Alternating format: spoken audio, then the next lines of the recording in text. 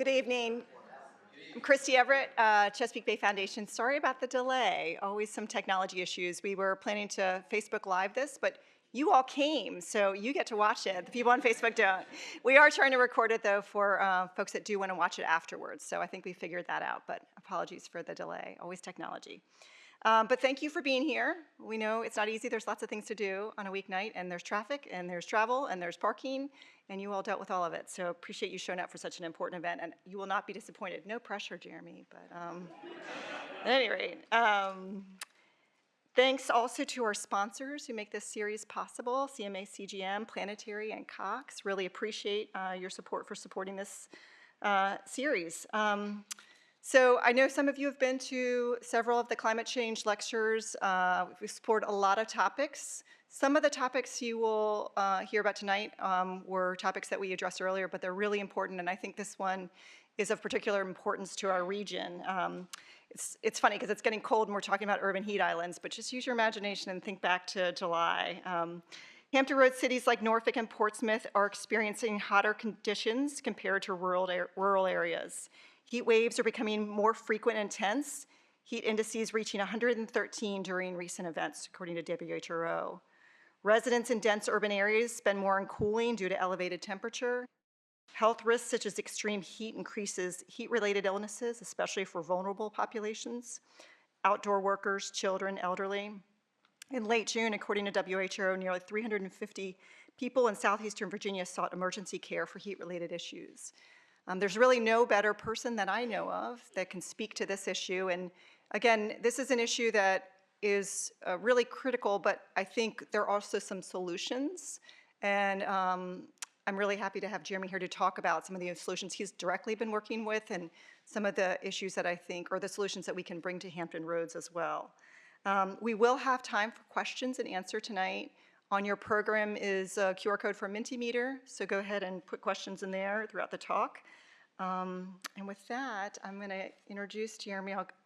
He's got a great bio, so let me tell you a little bit about Jeremy before we ask him to come up. And thank you for coming all the way from Richmond, too. So appreciate you. You drove the farthest. Jeremy was born and raised in the heart of the Midwest, grew up playing football and throwing discus, doing improvisational and stand-up comedy, so if we get really bored, he'll probably throw a few jokes in there. Performing in theater productions, several musical groups, and touring choirs. He was recently honored as a 2024 Pleasant Valley High School Distinguished Alumni Awardee. These days, he can be found biking around Richmond, Virginia's James River Park System, Pocahontas State Park, and leading Greater Scots Addition Association Board of Directors. Jeremy graduated summa cum laude with a distinction in geology from Augustana College in Rock Island, Illinois, then earned his PhD in geology with a focus on paleoclimatology at Oregon State University as a National Science Foundation Graduate Research Fellow, and OMSI Science Communication Fellow. Jeremy then served as a David and Jane Cohn Scientist at the Science Museum of Virginia from 2016 to 2023, before being named the Director of Impact Evaluation and Community Science at Groundwork USA in June 2023. Jeremy's an award-winning scientist and communicator who regularly engages with the audience of all ages and backgrounds to explore climate change and how it works on multiple timescales, from human, days to decades, to geologic, millions of years. Told you it was impressive recipe. He was co-principal investigator and co-author on a study that establishes what would become the NOAA Climate Program Office Urban Heat Island Mapping Campaign. And you can find data for those campaigns and much more at jeremyscotthoffman.com. I mean, he's got a website in his own name. That alone should tell you should go check it out. And with that, I'll turn it to Jeremy. Thank you so much. Thank you. I love how an introduction like that makes you clap before I've even done anything. So thank you so much, Christy, for the invitation, and to the Chesapeake Bay Foundation for hosting this climate lecture series. I'm super thrilled that there's an organization kind of making space for this kind of a conversation across the span of an entire year. Man. So I'm really thrilled to be here to talk for the last of this annual series. So very thrilled to be here. We're going to go through, if you've seen me talk before, you know, you got to buckle up because we're going to talk about a lot of stuff. We're going to start with a review about climate change and climate science, just kind of writ large, some of the impacts that we feel in the Southeast. We're going to talk about heat. And then we're going to get into the history of urban planning and how that informs present day patterns of urban heat exposure. And then we're going to fly into the talk about some really cool projects that we have going on in the Groundwork USA network. So tonight we're going to cover a lot, and then I hope as it goes along, feel free to use that Mentimeter link to put a question into the queue. I'm an open book and would love to talk about these different things. So if everybody's ready, we'll get started. Sound good? All right. Well, like any good climate talk starts with children's photos. This is actually me, and what's great is I teach at the University of Richmond. Freshmen and sophomores are starting to wear very nearly the same clothes. So what used to be funny as an embarrassing outfit is actually kind of like cool now again. So anyway, I bring this picture up and this one, another embarrassing hairstyle. And then this one a little bit more recently. I grew up in the Midwest fishing with my dad in the lakes of northwestern Wisconsin. Is anybody here from Wisconsin? Great. Do you know where Hayward is? Yeah, all right. Friday night fish fry. So we would chase after a fish called the walleye. And the walleye really loves cold water at the bottom of the lakes. And because of that, and for probably other environmental reasons, they're really delicious to eat. And if I'm being honest, that's one of my favorite memories growing up was my dad cooking walleye and eggs on a Saturday morning before we would go out and fish in a tournament together. We did that for about 20 years until only a few years ago. And so what's interesting is that over that same time period, since I've been alive, the temperatures of lakes in northwestern Wisconsin and really across the upper Midwest have warmed up so rapidly that the reproductive success of walleyes in particular, which again, love that cold water, has slowed down. And now these lakes are dominated by a different species, the largemouth bass, which to me is a really garbage fish to eat. So what's interesting about climate change to me is that now I have a niece who is 5 years old, and she will live to see the year 2100. That's wild to me to know someone who will be alive in the year 2100. And I think about just in the span of my lifetime, the likelihood of me having that experience that I love with my dad now is fundamentally changed, and I can't share that same kind of walleye and eggs experience with my niece. So I come to climate research as an outdoorsy person who really appreciates the natural world, and I want to be able to have shared generational experiences, people that are very young and people who are at the elderly state of their life. So I think that that's a really important thing for us that links together generations. When we talk about climate action, really what we're talking about is not necessarily climate action for our lifetimes. We're talking about the people that are very, very young right now, and whether or not they are going to be able to share experiences across the natural world that they love and experience throughout their lives. So I tell this story and show you embarrassing photos about myself at different stages of my life to tell you a little bit about who I am and how I show up to this work.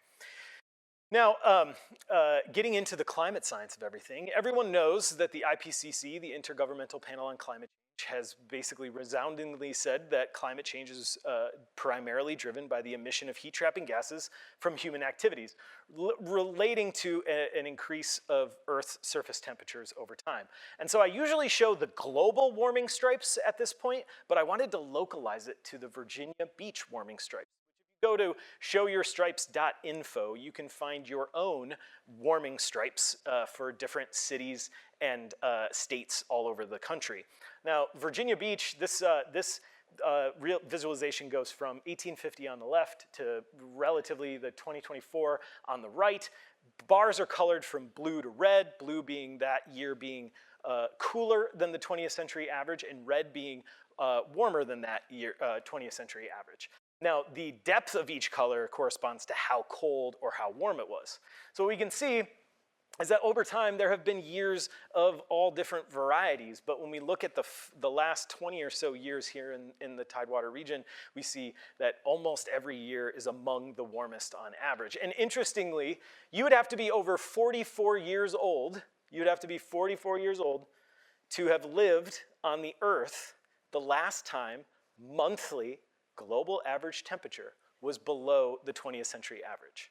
So we are living now on a fundamentally changed climate world that really drives, I think, an understanding of why young people are especially mobilized around this topic, and one that gives me hope that, that young folks do become more engaged on this. And so 2025 is already on track to being the warmest, if not top 3 warmest on record.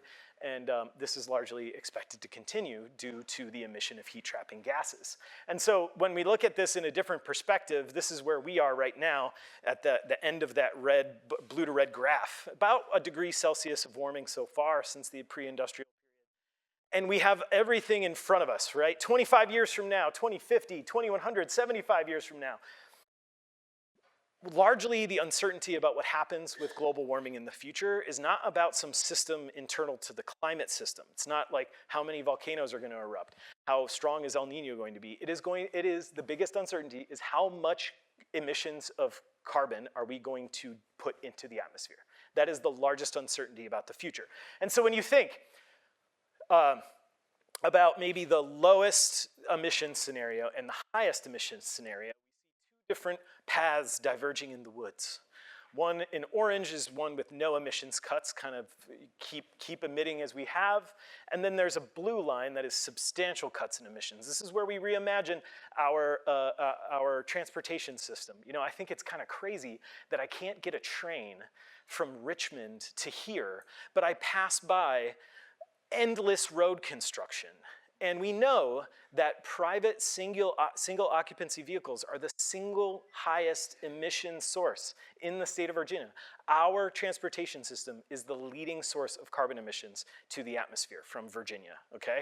And so this is a future where we figured out a better way to move people around, have more choices of mobility, and stop relying on very carbon-intensive forms of transportation. Among other things like using more renewable energy, reaching net zero, and so on. Well, if you were to guess, this is the first interactive portion of tonight's talk. If you were to guess, which line are we closer to right now, given global climate policies? All right, we're going to see how everybody's feeling tonight. This is a real vibe check. All right, if you're going to say the orange line, raise your hand. Man, Virginia Beach is full of pessimists. All right, how about the blue line? All right, not a person. Wow. And that is the same in any room I've been in the last 4 years. But we can actually show it's probably better than you think, but not as good as I'd hope it would be. And we are basically right there. We're at the lower end of what was considered worst case scenario, all right? So for one thing, let's like breathe out a little bit. This is huge. Current global policies put us on a trajectory of around 3 degrees Celsius global climate warming. That's better than it was a few years ago. 10 years ago, 15 years ago when I started in climate science, we were thinking we were gonna be way up here. But in order to avoid the worst impacts of climate change, this is where we need to be, under 2 degrees Celsius. So while we can celebrate and really be grateful for this amount of progress, we still have an ocean of progress more to do. And that underscores one of the main takeaways of my talk, is that the scale and urgency around climate action is not sufficient to avoid the worst impacts of climate change right now. But that can change with all of us working together in this room to advance really sensible policies around things like transportation, especially over the next few years, all right? So we take this global climate issue and then we distill it down into regional impacts through a process called the National Climate Assessment, which me and my colleague Jess Whitehead were really fortunate to be authors on regional chapters. I was the lead author for the Southeast chapter. We thought this thing was gone, y'all. We thought the National Climate Assessment was never going to be on the internet again, but it was resurrected under climate.us. So if you go to They have a link to the National Climate Assessment. You, as American residents, can access the last National Climate Assessment, NCA 5. Now, this is really great because we get regional and topic chapters. We live in the Southeast region as being residents of Virginia. But there are topic chapters as well. If you are concerned about transportation or agriculture or public health, there are chapters about that too as well. So I encourage you to go check it out. But I can distill all 1,000 pages of this climate report into 5 emojis. We are already experiencing and expecting a hotter, wetter, sneezier, and wheezier. So I'm going to quickly go through wetter, sneezier, and wheezier, and then we're going to really dig into hotter a little bit, as Christy mentioned. So we're going to talk about first sneezier and wheezier. These 2 maps that I'm going to reveal show patterns related to the length and intensity of pollen seasons across North America. On the top is the amount that comes out over the course of a year. It's called of the pollen season, and the bottom is the trend of how early it's appearing over time. So what this paper concluded is that more pollen is happening each year, and it's occurring earlier due to climate warming. So the spring is reaching temperatures warm enough to get trees going and lasting over a longer time period, increasing the growing season. So we have more pollen, and it's occurring earlier. This is related, of course, to pollen season, triggers worse allergies, especially young people who breathe more air per unit body mass than adults do. This disproportionately affects the health of young people and those with serious respiratory illnesses. We have an unpublished work in Richmond that fits within this broader context, showing that the peak tree pollen day is 20% stronger, so that's the yellow soot on your car is about 20% stronger than 30 years ago, and it's arriving about a week earlier than it was about 30 years ago from a study that was, some data that was collected from the roof of the Richmond Henrico Doctors Hospital by a woman named Becky the Pollen Lady. The only days missing in her data set were when she had her kids and hurricanes. Talk about a more dedicated scientist, I'll wait. So as far as that's the sneezier, how about wheezier? We know over the last few years we've had way more wildfire smoke pollution. I had people on Instagram sharing photos of this really vivid sunset, and I was like, did you know that's because of wildfire smoke from super far away? Now, it turns out that has a really important respiratory health implication. So here in Virginia Beach region, in 2023, there were the first PM 2.5 alert days since 2008 because of these wildfire smoke events. So the 20 years of progress made on cleaning up our air was basically erased by short-term wildfire smoke events that are extremely.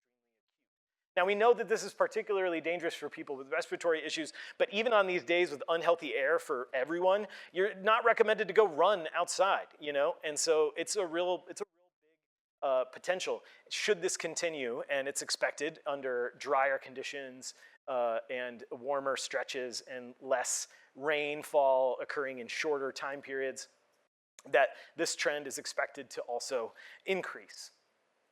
Now, so that's the sneezier and wheezier portion. How about the wetter? We are in Hampton Roads. Y'all, I don't need to tell you about wetter, but I'm going to try to nonetheless. Let's look at precipitation. This was published in the 5th National Climate Assessment as well, showing that in our region, almost 40% more precipitation is occurring on the heaviest 1% event. So if you can imagine, the atmosphere is a big sponge. As it gets warmer, it becomes a bigger sponge. If I were to take that sponge and wring it out over you, you get relatively wetter, right? Yeah, so that's the same case when it comes to really heavy precipitation events. We see more intense changes to the shorter duration and intense events than we do over the course of the entirety of precipitation. So that's showing that we have a really serious issue. This challenges our infrastructure, of course, which is designed usually for a time period that's long past, and a lot of work is being done here to address that. Now, everybody here has to know of high tide flooding situation that you've dealt with. You live in Hampton Roads, so I don't need to belabor the point here, but sea level rise, which is caused by glaciers melting, the ocean expanding because it's warming up, and then here there's also local land subsidence, as well as oceanographic current changes that can make it worse. In 2020, that happened, I don't know, somewhere between 1 and 10 times. But basically everywhere along the US coastline, that number of events gets pushed up over 10 in the next 25 years. So this is a very serious kind of threat to just day-to-day interactions with transportation systems and otherwise. And there's some really great projects going on here locally that I've been shown over the last couple of weeks while I've been preparing for this. One of them being the Big Bethel Blueway. I know there was the Dutch Dialogues that just happened again for the 10-year anniversary, where a lot of this was celebrated, the Ohio Creek Watershed Project, which makes use of oyster reefs and living shorelines. I know the city engineer from the city of Norfolk is in attendance, who said hello. Yeah, I don't mean to single you out, but really, really great work. Not only does this make use of these kind of living shorelines, but there's also some improvements to the stormwater management on the roads. And then the St. Paul's Blue Greenway, which we'll learn a lot more about redlining in a second, but this is particularly interesting to me as someone that has worked on the historical planning history of cities and the kinds of targeted investment that we should make in places that need it first. And so very, very cool to see the work that's going on here. Absolutely a dream to have these kind of projects happening in Richmond. We can learn a lot from you all here on how to live and work with water to improve the lives of historical neighborhoods across our region. Now, getting into hotter, this is really where my work has been focused over the last 10 years. And so this is a little bit more data about the present. And observed changes to just about any way we can assess heat waves. They've gotten more frequent, they've gotten longer in duration, they've become happening at weirder times of the year, and by just about any measure, they've become more intense. So like the temperature above a threshold has gotten higher.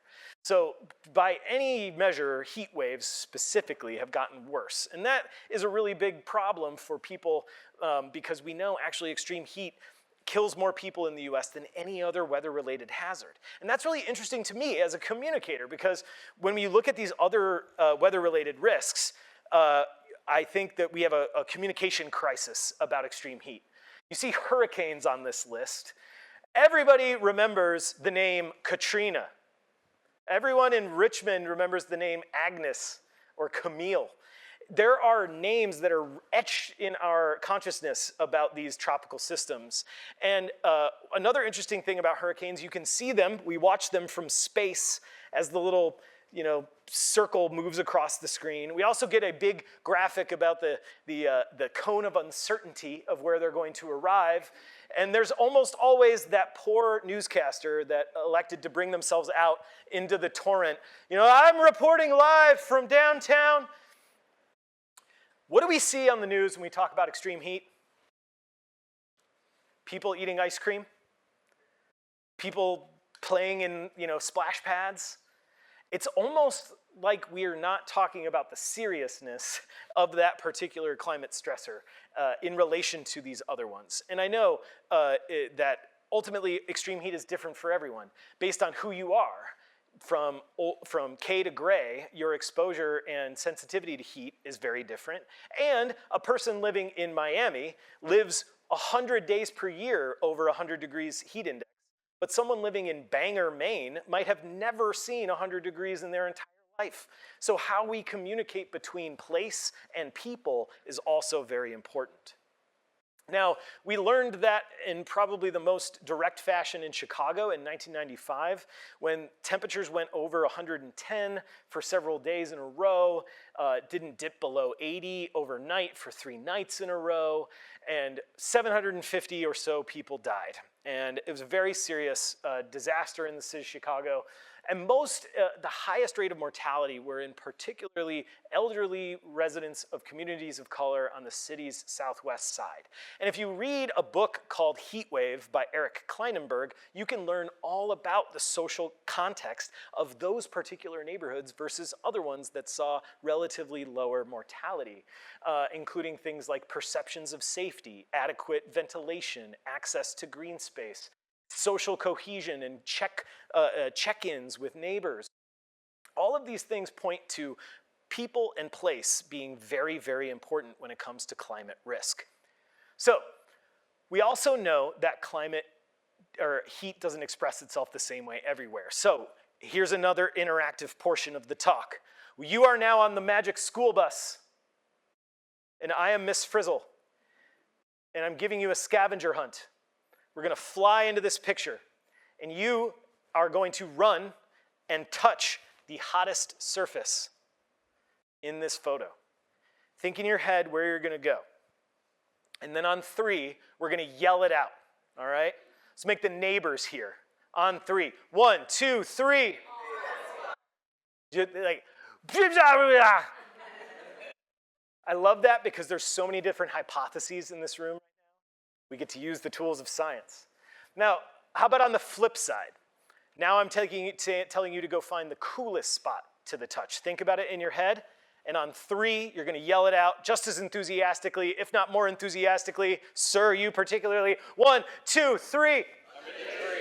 See, now I heard basically 2 words in that response, trees and shade.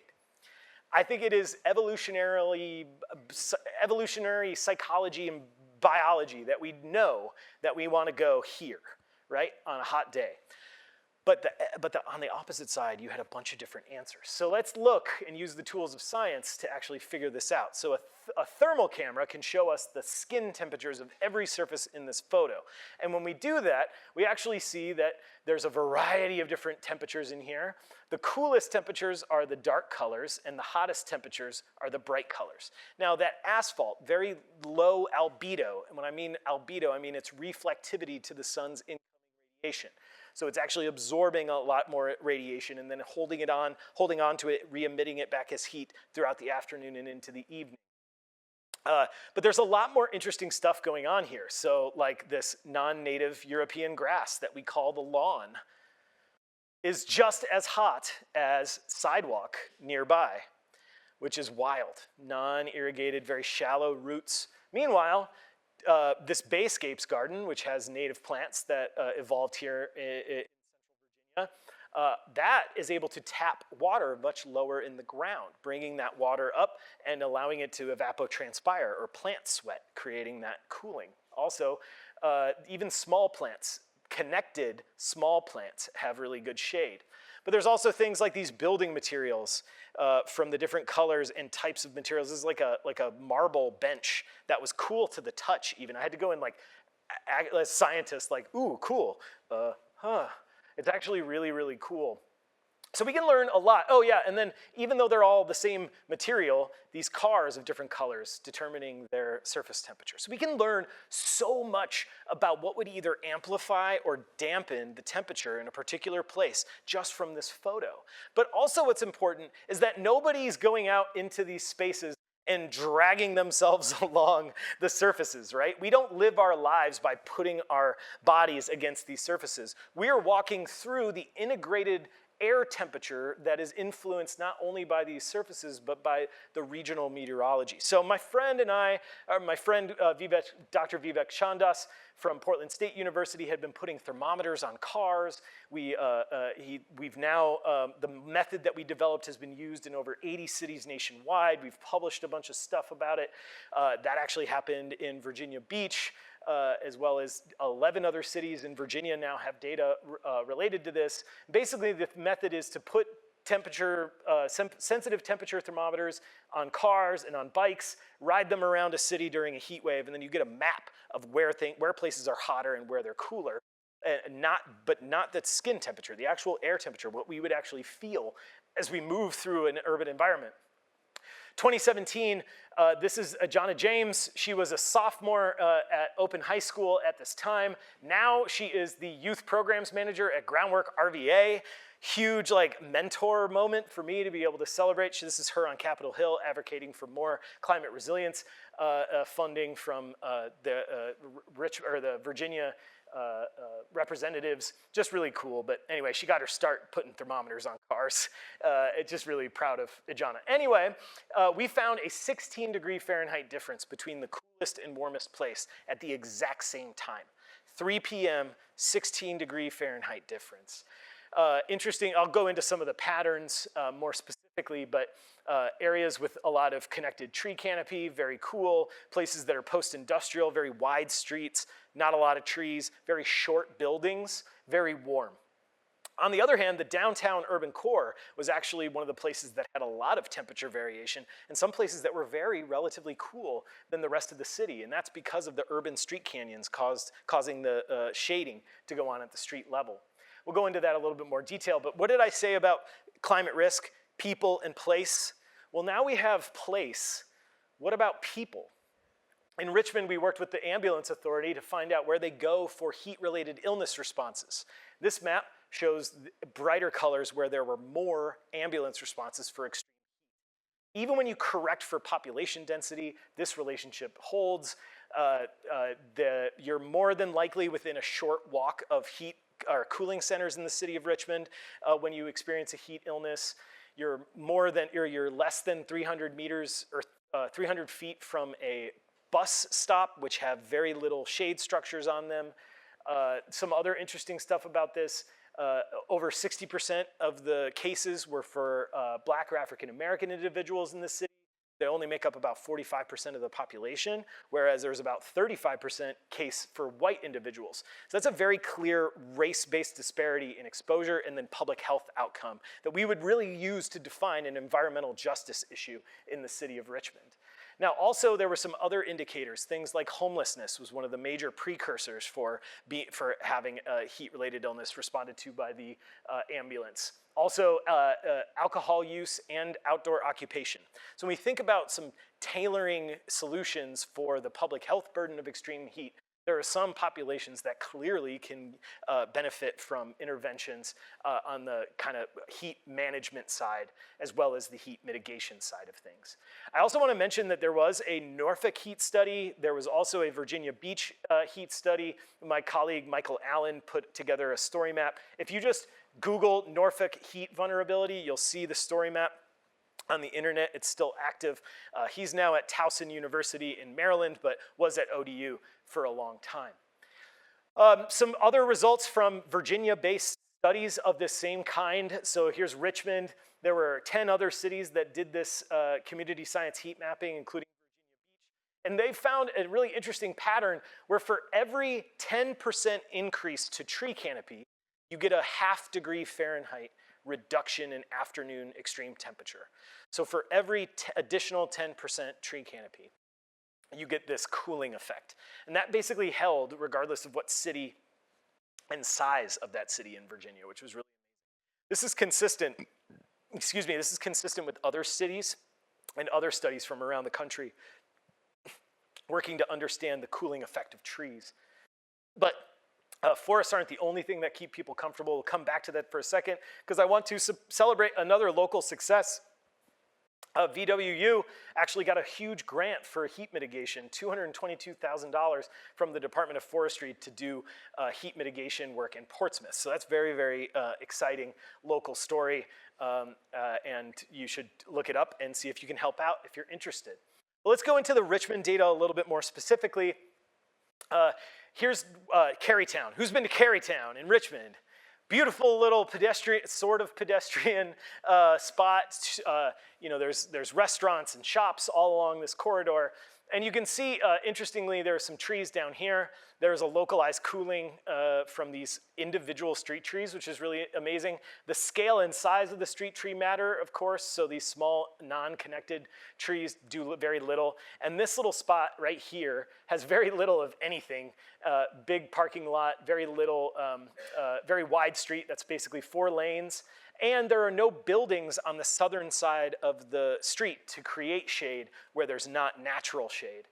That ends up being about a 5-degree difference between this block and this block just from those particular design situations. We call that the building height to street width ratio. If you have buildings that are shorter than the street is wide, then you don't create shade from that building. But if your buildings are taller than the street is wide, specifically along east-west corridors, that building now creates shade. And I bring that up because we see this in downtown Richmond. Remember I mentioned that's not the hottest spot? You might think it is, but it's not. Buildings like these that create a shade urban canyon actually produce around 3 to 5 degrees cooling even without trees in the immediate vicinity. So when we talk about the solutions to urban heat, shade emerges as the most important thing for reducing heat exposure. Shade. And it turns out that in this study of Philadelphia and studies of other cities, urban form it most effectively reduced heat stress more than trees because they fully block incoming radiation. In Philadelphia, shade provision of high-rise buildings helps explain low thermal outdoor heat exposure. And here's Rittenhouse Square in downtown Philadelphia. But study upon study using our methodology and others like it have found that the most important thing is shade, not the kind. Well, I guess it is kind of the kind. The structure is going to be more complete, but combining them is going to give you all of those co-benefits that we know and enjoy. So urban form also intensifies the water cycle. Urban heat islands can actually cause convergence and cause rainfall events to be more intense over cities and to the northeast of cities. So when we're talking about precipitation, we also need to take into account the urban rain island effect. And we know that the present is the result of the past. Urban planning has been going on in the city of Richmond for 400 years in some way or another. And so the present day is the integrated result of decades upon decades upon decades of decisions that decided where and how to place things in the city, including people. And so when we look at these patterns of extreme heat exposure in the city of Richmond, they match the redlining grades from the 1930s. And this was the first study to do this, to look at these surface temperatures, not only in Richmond, but across the US, and establish relationships between them. Now, this is not the only thing that happened. I like to say, I focus on redlining, but redlining wasn't the only thing. It turns out Stephen DeBerry and some other published research from the mid-2010s established that it might even just be the spin of the Earth that helps describe some of these patterns. But go home and watch this TED Talk tomorrow. Give yourself a break tonight. But why the wrong side of the tracks is usually the east side of the city, east side of cities. This has transformed my thinking around urban patterns of residential sorting in Richmond and elsewhere. So we were published showing that redlining was linked to these patterns of extreme heat. These areas that were formerly redlined had much higher impervious surfaces, many fewer trees, and as such were much warmer. This held in 94% of the cities that we studied, virtually without exception. And follow-up work has now looked across all US counties, and 78% of US counties show race and income-based disparities in heat exposure, regardless of redlining history. But it looks like the redlining history does make things relatively more acute. Now, this map is more blue where it is where FEMA underestimates flood risk. And we asked the question, well, hotter, what about wetter? Are these places at higher flood risk? And in a published paper that we put out in 2024, we were able to show that formerly redlined areas do experience relatively higher flood risk. So there we've got hotter, wetter. What about sneezier and wheezier? This paper from 2022 linked redlining to NO2 exposure, which is one of the air quality determinants from the EPA of their air quality index. And why might this be? Well, these neighborhoods also served as the pathway for interstate highway systems. And so many of our present day interstates are through what were formerly redlined neighborhoods. So these places not only experience hotter, wetter, sneezier, but also louder neighborhoods. Also more dangerous from the perspective of being a pedestrian and a cyclist. So what this means is that global climate change plus the local built environment and really importantly the history of your neighborhood relates to whether you personally experience increased or decreased risks from climate change. So I had to animate this one kind of in a funny way to break up the tension in the room. What do we do now? I'm going to show you some inspiring work from the Groundwork Network, and then we're going to wrap up and take a few questions, okay? So I'm going to go through a couple of our projects. The Groundwork Network, Groundwork USA facilitates the Groundwork Network, which is made up of 21 place-based, people-centered nonprofits that do grassroots projects aligned with climate resilience in cities all over the country. The closest one to here is Groundwork RVA. I'll show you a little bit of their work. But to give you an idea of some of our work, we really focus on small-scale land reclamation to turn from brownfields into community assets. And so this is the Vision to Reality Stormwater Park in New Orleans under the I-10 overpass. Took that land, turned it into a stormwater park that has mitigated hundreds of thousands of gallons of stormwater. We planted fully mature trees, creating a cooling of 36 degrees in the surface temperatures and about 12 degrees Fahrenheit in heat stress metrics. That's just one example. I'll take you on a little tour really fast. In Richmond, they are focusing on Richmond's formerly redlined and underserved communities to plant trees from a Department of Forestry grant. They were also featured in the National Climate Assessment's Southeast chapter for their green infrastructure work to mitigate flooding in low-lying streets in Southside Richmond. And they're most famous recently for depaving. I want to ride this like a Zamboni. And just depave all of the useless and underutilized amount of hardscape in our cities. This became a microforest with over 100 trees planted in just a couple hundred square feet. We know that those can achieve cost-benefit ratios of $15 for every dollar invested. So it's really amazing work. Groundwork Rhode Island saw an opportunity to depave as well. That was 2024. In 2025, they've established a bunch of native plant, small areas. You can actually see if you go between this, there's no one sitting out there, and then when they put green in it, people all of a sudden want to sit in it. They also planted about 20 trees. This gets about $141,000 a year from property value increases, but we also see co-benefits for water quality and heat stress. Down in Jacksonville, Florida, I love Jacksonville. They had a home repair program which focused all of their funding into a formerly redlined neighborhood in North Riverside. And they did roof replacements, stormwater mitigation, and window replacements. And so we see in their cool roofs, there's about a 13-degree Fahrenheit surface temperature reduction compared to asphalt, and about 8 degrees relative to a non-cool roof. Now, interestingly, Jacksonville, they won't allow you to just do white roofs. You have to do some other color. So there's like they identified a system change opportunity in Jacksonville. But we were able to get energy data from the houses that received the cool roofs, and they saw about a 7% reduction of indoor energy use. That is money right back into their pockets. And interestingly, we did interviews of the residents of this neighborhood. They felt that they could remain. They felt proud of their neighborhood. They felt like investment was coming there, and they felt like they had a voice in how the neighborhood was going to turn out. So it's not only these climate actions. This also relates to social cohesion and place-based pride. These stormwater gardens also mitigate stormwater and provide habitat. In Cincinnati, this is probably one of my favorites. This is Groundwork ORV in Cincinnati, Ohio River Valley. They did a green roof on a school in a formerly redlined neighborhood, Lower Price Hill.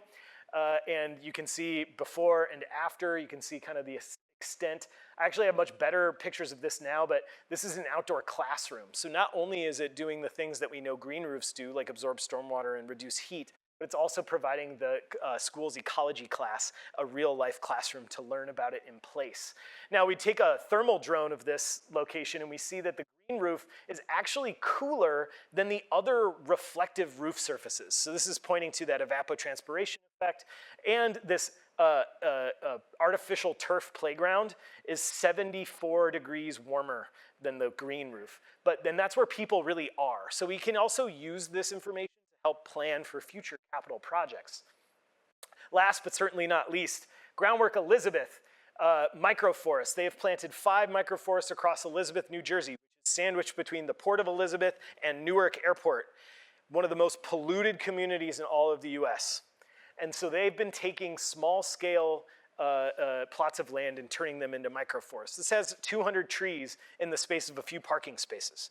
Really remarkable. We're already finding out from soil carbon measurements that they are more active as a carbon vacuum than real full-grown mature forests nearby.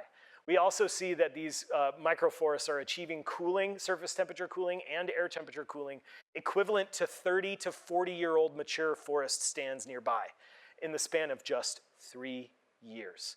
This was featured on the Today Show. So cool. Look whose name is up there.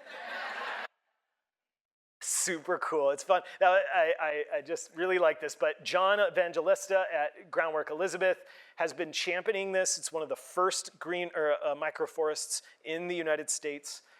And we're continuing work with Kane University on this topic. We're learning more and more. We're planting them all over the place. So very enthusiastic about this. So I want to leave you with some take-home points. We'll get to questions, and I hope we can still take some. So community-engaged, equity-centered climate resilience produces meaningful co-benefits across a variety of social issues. And then probably the more important one, the pace and scale of climate action is increasing. Yeah, I just gave you a bunch of great examples, both here and around the country. But we must now renew our urgency to get more of it happening everywhere. So with that, I'll finally stop talking, give you a chance to talk, and thank you very much for your attention.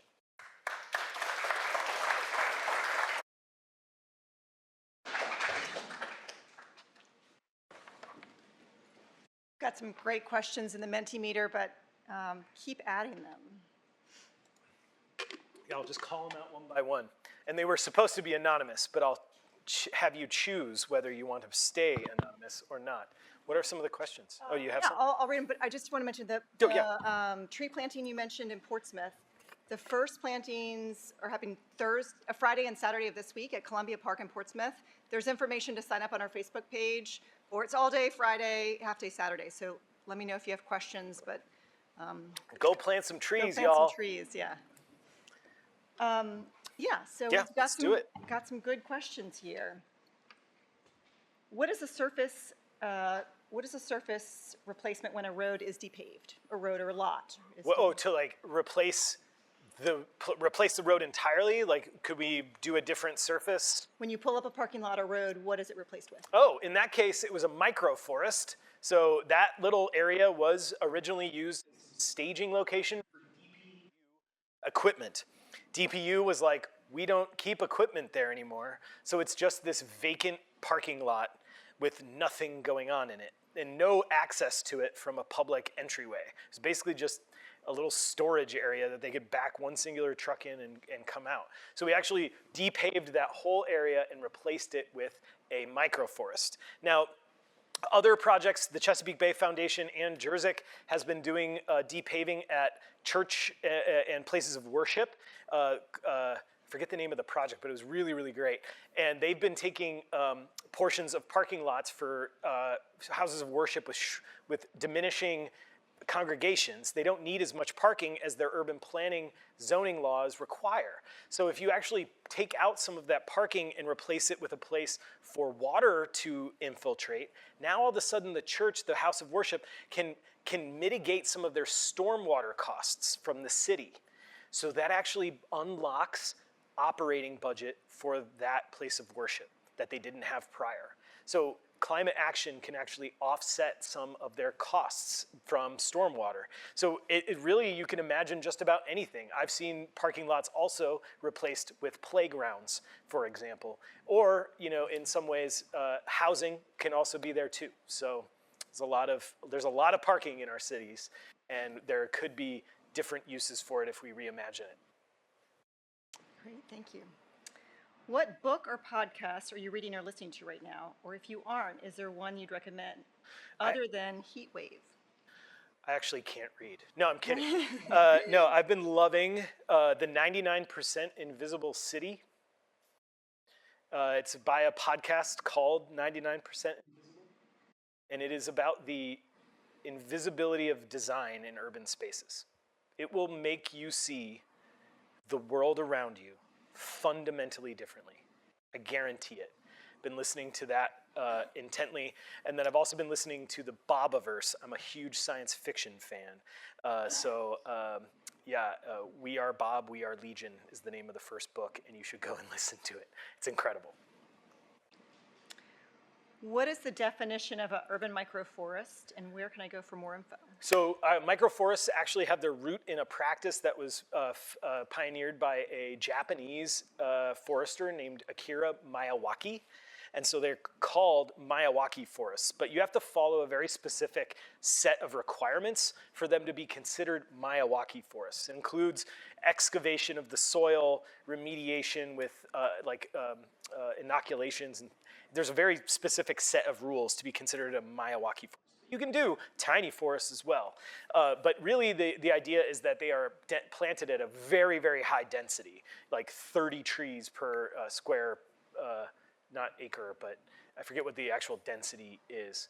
But it's extremely, so in 2 parking spaces, you might fit 200 trees. And what's good about that is you are creating an environment by treating the soil, potentially taking good care of them early on, where the competition is very strong.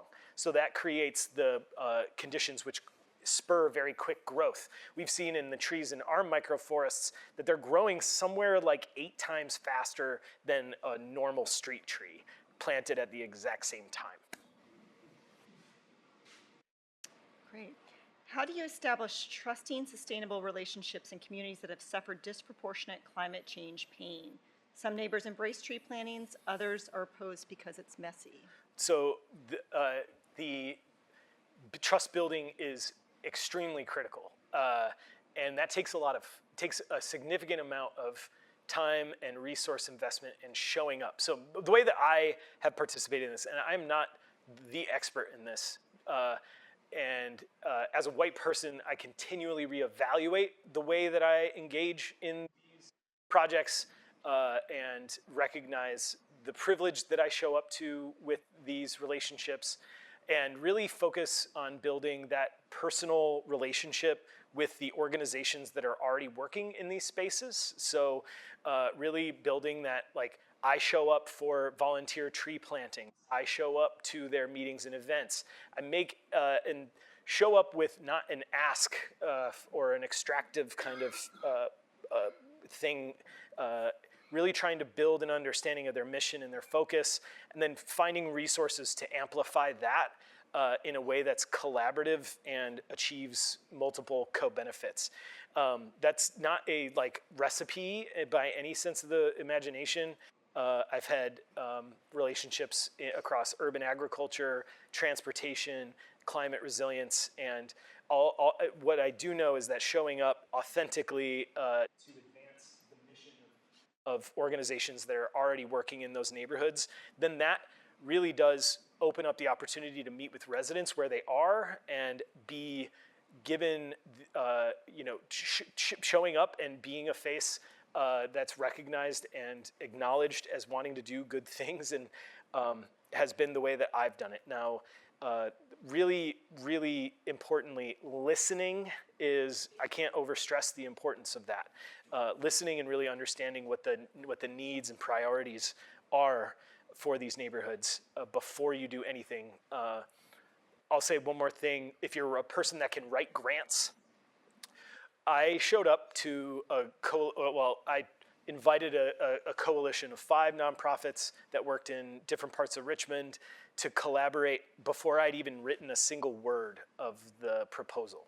I had some ideas of what we could do, but I didn't write anything down. I didn't do a budget document. I didn't do anything before we started talking about the opportunity that this grant presented across different organizational priorities.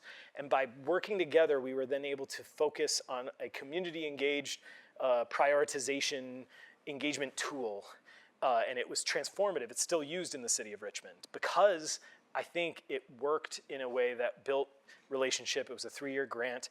It gave us time to get to know one another, and so I'm spending so much time on this answer because I find it critical to advancing the work that I was telling you about. And so I'm happy to engage with you more if anybody wants to learn more. We also have an equitable community development and engagement toolkit through Groundwork USA that could be helpful if you are interested in doing similar kinds of projects here or elsewhere. Great. A lot of great questions. I'm going to do one more, and you might be able to stick around. Yeah, for a sure, I minute. can hang out a Okay, little good. bit, yeah. What is the best way to get our city planners to listen to us? And I think there are a few in city government, so feel free to pipe up if you got brilliant ideas. I've written my planner and gotten no response. We're trying to promote no mowing areas just to allow places to grow wild at the very least. So I'm not going to claim that I'm standing up for the planners with this answer. But what I've learned about is that many times public right-of-way especially has a layer cake of responsibility that is really tough sometimes to get to the bottom of, and who ultimately makes the decision. I hate to say, like, engage with other stakeholders, but your HOA or your civic association probably does carry quite a bit of weight with your particular council person, especially if you're in a city. And the right connections between organization, stakeholder, policymaker can sometimes create the atmosphere to advance those sorts of things. But man, if I knew how to solve that issue, we would all live in what would be a forest. I wish. It's a very tough nut to crack, and one that I still don't do consistently. So trying other departments, agencies, or policy decision makers might be the best way forward with that. Yes? Sorry, that was a quick question. Oh, great. We were just at the fall festival at the Mariners Museum, and CNU, Christopher Newport? Yeah.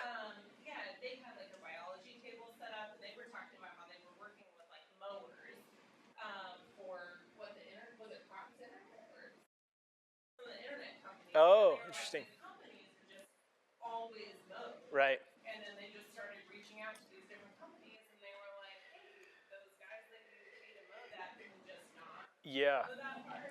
Yeah. And they were having a tremendous amount of success reaching out directly to like Oh, cool. private companies. Yeah. But our planners are not listening, and there's like all these properties that are coming up for sale at the tax auctions, and they're not, Yeah. there's not really anything. That's, yeah, see, so so I was talking about like a municipal layer cake. Now put on top of that small business and big business. Now you can see like the real tangled mess of responsibility for that particular parcel of land. And not to diminish your frustration, because I can see it and I feel it too. And just, yeah, I wish I had a good way forward. But clearly, raise your hand again. If anybody here knows mower agencies for the internet companies, please connect. Yeah. Thinking now about just calling companies that own property in our area to be like, "Hey, do you Yeah. have mowers that you pay that you can stop Yeah. having to mow that?" And Like, and all, yeah, and land. I'll say we worked with our parks department. Thankfully, in the city of Richmond, our Parks and Recreation community facilities group was very open to the idea of, wait, we don't have to mow as much. That means we don't burn as much gas. That means we don't need as much maintenance. That means we don't need as many hours, which I'm a little, I was like, let's not think about it like that. But quite literally, it's operational budget that is unlocked by not manicuring things so heavily. So potentially maybe thinking about like that business case, I don't know, I'm throwing spaghetti at the wall for this one for you, because I understand and it resonates with me, that kind of frustration. And I feel like in Hinton we have like these huge areas that are right next to the freeway that nobody uses, but they just always Yeah, mow. yeah, yeah. There's interesting programs in other states that you'll see, like bee-friendly medians and stuff like that on the interstates, but that's at the state DOT level sometimes. So then you're adding in not just local municipality, not just regional municipality and planning department, but the state DOT, like, you know, so it just becomes this, it's a big undertaking that you're taking on, and it might be, you know, all the way up to your state rep would be a good person to talk to. I've tried writing our state representatives, I've tried writing like the governor's office, like I've tried a bunch of different offices and I just get spammed with their email. Yeah. You know, I just get put on the list like, oh, this person wants to follow me. Yeah. But it's not like a personalized response like, yeah, we actually care about that and we're gonna do something. It's more like, let's just put you on the spam list. Yeah, well, I feel for you on that, because it's hard to want to see something that seems like such an easy decision get bogged down in levels of governance, and that is really potentially damaging to biodiversity. So I applaud you, and I hope that you can find a resolution soon. But thank you for your question, and I'm sorry it's not a satisfying answer. Yeah, I applaud you as well. A really important issue. There are some areas where there has been some success. I know I'm looking at Justin because we tried this in Norfolk 10 years ago, 15 years ago.